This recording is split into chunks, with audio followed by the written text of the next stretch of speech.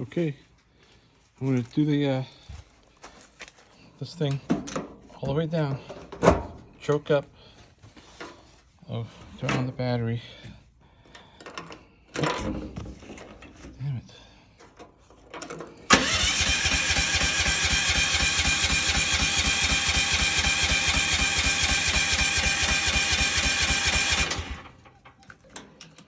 Go all the way this way.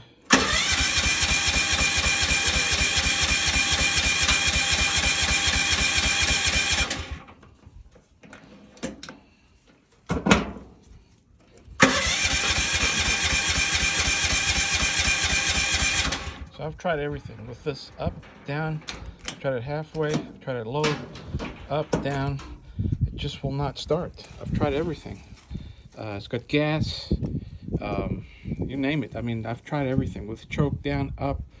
Battery's good, battery's strong. I tested it, it's over 12 volts strong. It is turning good.